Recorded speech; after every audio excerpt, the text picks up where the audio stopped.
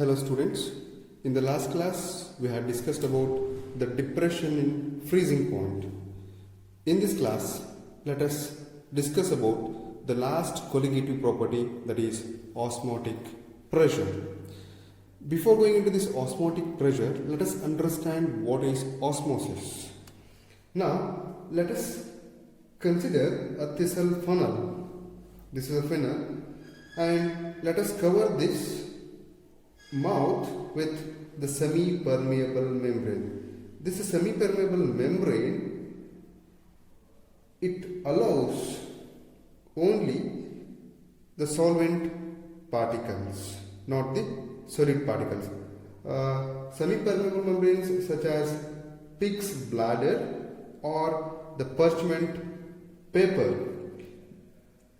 A solution is taken, or solution of, let us consider sugar in water is taken in this thistle funnel which is inverted, and this is placed in inverted position in water that is contained in a beaker. So let us assume that this is the beaker which contains water, and this is the thistle funnel which contains sugar plus water, that is solute and solvent. Now, it will be observed that the liquid level in this thistle funnel that will rises up. So when this is dipped, the water level rises like this. So let us assume that these are the water that has been raised. This is due to the flow of water molecules from this beaker into this solution containing the sugar and water through this semi-permeable membrane. Water also flows from this funnel into this beaker, but the flow into this funnel is greater. The amount of water that is passed through the semi-permeable membrane to this funnel is greater than the water which is flowing out of this funnel into the beaker. Therefore, the flow of the solvent from the solvent into this solution through this semi-permeable membrane is called as osmosis. Now, osmosis takes place even when two solutions of different concentrations are separated by a semi-permeable membrane. Now, if I consider two solutions which are having different concentrations, the flow of the solvent molecules occurs to a greater extent from a solution of lower concentration to the solution of higher concentration. So, through this semi-permeable membrane, so the flow is always from lower concentration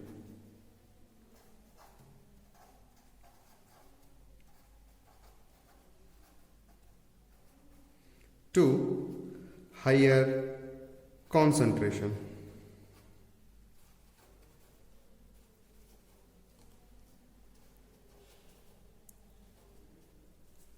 So we can define this osmosis in another way also. So osmosis can be defined as the flow, that is flow of solvent from the solvent into the solution, or we can also define it as the flow of solvent from a solution of lower concentration to a solution of higher concentration through the semi-permeable membrane. A semi-permeable membrane allows the flow of solvent molecules through it and not the solute molecules. Now if you consider this, here in this thistle funnel I have taken sugar and water. So it allows only the water molecule, not the sugar particles. That means that it will not allow to pass the solute particles into this solution. A pig's or ship's bladder, cellulose acetate, parchment paper or copper ferrocyanide deposited in the pores of a porous porcelain are the examples for semi-permeable membrane. Now, if we consider the examples of osmosis that we come across, raw mangoes shrivel when pickled in brine. For example, you might have observed the pickles which are used to put in salt water. Those mangoes will be getting shriveled. So, why? Because of the osmosis process. There, the water molecule which is present in the mango, that will be flown out into the salt water. Hence, that mango shrivels. Even the blood cells, when they are placed in saline water, they will get collapsed. That's also because of osmosis. And wilted flowers revive when placed in fresh water. Suppose if the flowers are wilted, we usually put them in water so that they will get fresh after some time. And if we put the grains or the pulses in water, so after the next day they will become swelled. So pulses swell when soaked in water. It's also an example for osmosis.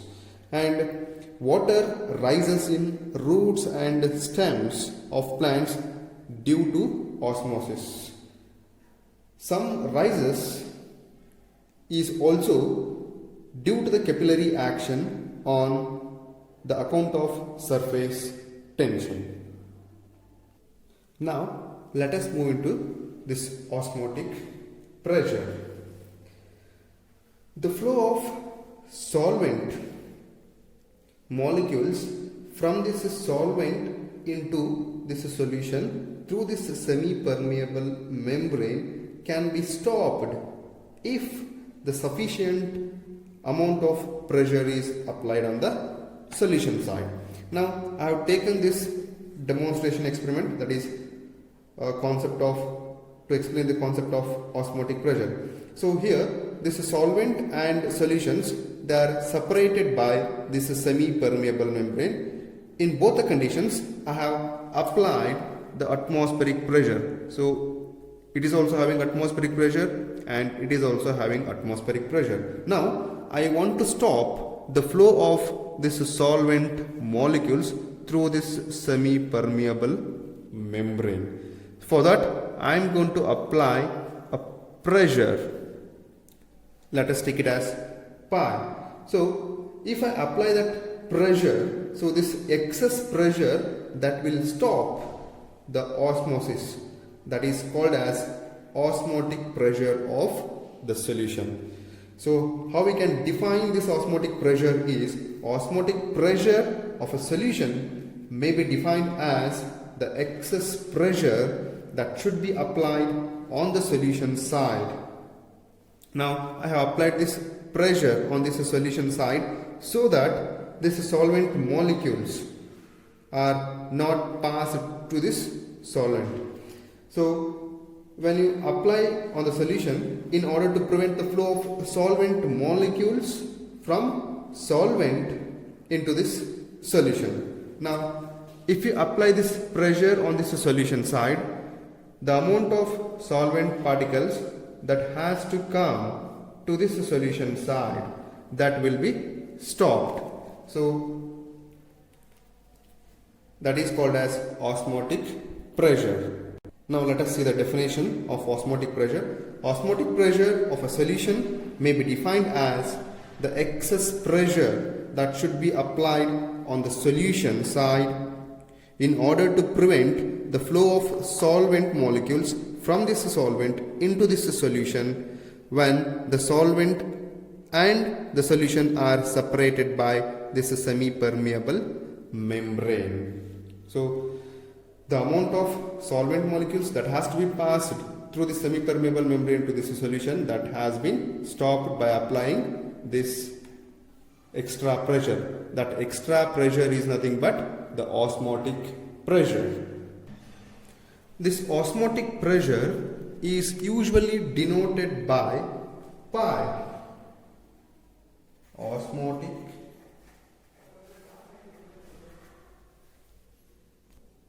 So it is denoted by this pi. Osmotic pressure of a solution is a colligative property because it depends on the number of solute particles and not on the nature of solute. Till now we have studied the three colligative properties: relative vapor pressure, elevation of boiling point, depression in freezing point. They are also dependent on the number of solute particles and not on the nature of solutes.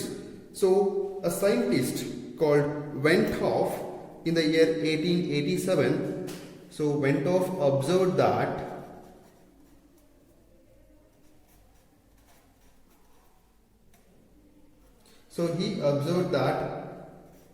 in the year 1887 dilute solutions behave like ideal gases and they obey the ideal gas equation. So we have studied about the ideal gases in the first year. The ideal gas is one which obeys strictly the Boyle's law, Charles' law, and the equation PV is equal to nRT. Suppose PV is equal to nRT, where P is pressure, V is volume, N is amount of the substance, R is gas constant, and T is temperature. So what he observed is the dilute solutions, they behave like this ideal gases. So and they also obey this equation, that is PV is equal to nRT. So for dilute solutions,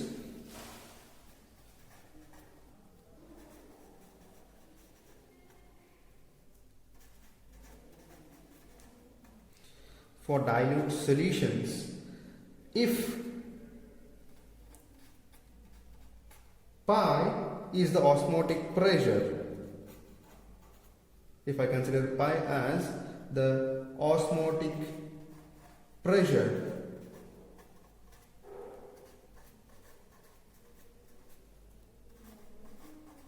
now in place of P I will take pi. It is also pressure, so pi V is equal to nRT. Now pi is equal to N by V into RT,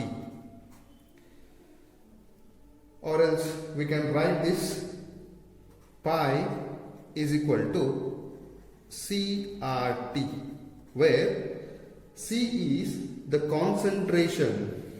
So you are going to get this C by taking the amount of the substance by volume, that is nothing but the molarity of solution. So ಇದನ್ನ ಏನಂತ ಹೇಳ್ಬೋದು ಅಂತಂದ್ರೆ ನಾವು, it is nothing but molarity. Till now we had studied in elevation of boiling point as well as in depression and freezing point that both are molar concentrations, that is both dependent on molality, not on the molarity. But this osmotic pressure, it is dependent on the molarity. Now if I consider WB gram of non-volatile solute having molar mass Mb. Mb is the molar mass.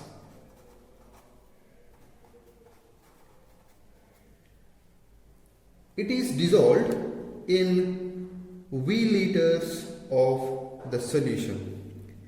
WB gram of solute having molar mass MB, if it is dissolved in V liters of the solution, then what I can write is N, it can be taken as mass by molar mass. So mass here it is WB divided by molar mass is MB.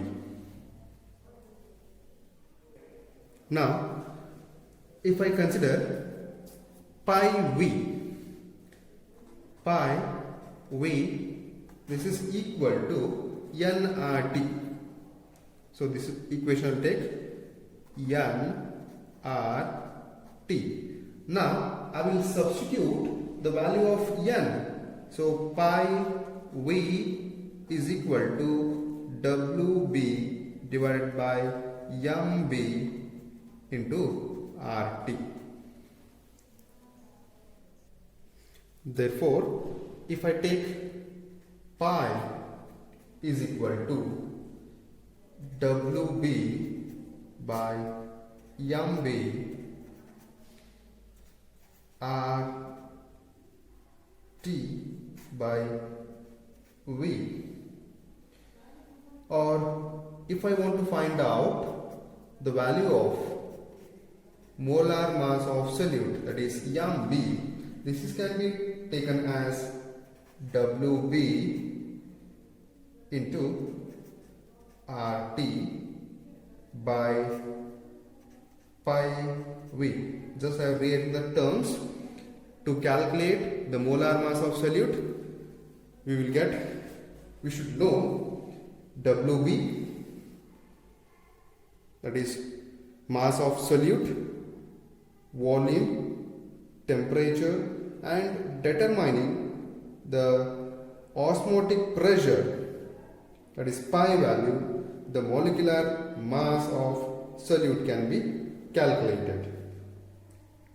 So osmotic pressure measurement is widely used to determine molecular masses of macromolecules. Remember, so macromolecules means proteins, polysaccharides, and natural and synthetic polymers. So to determine the molar mass of macromolecules, we will use this osmotic pressure method. The method is particularly useful as the osmotic pressure measurement can be done at room temperature, and at the magnitude of osmotic pressure is appreciably large as compared to other colligative properties, even for a dilute solutions. If you consider the other three properties which are dependent on molality, not on the molarity, so that there is relative vapor pressure, elevation of boiling point, depression in freezing point, they are all dependent on molality. So hence it gives, that is osmotic pressure gives the accurate molecular mass. So this method is particularly useful for biomolecules as they are generally not stable at higher temperature and polymers have poor solubility. Because of all these common points, we will use this method to determine the molar mass of solute. Thank you.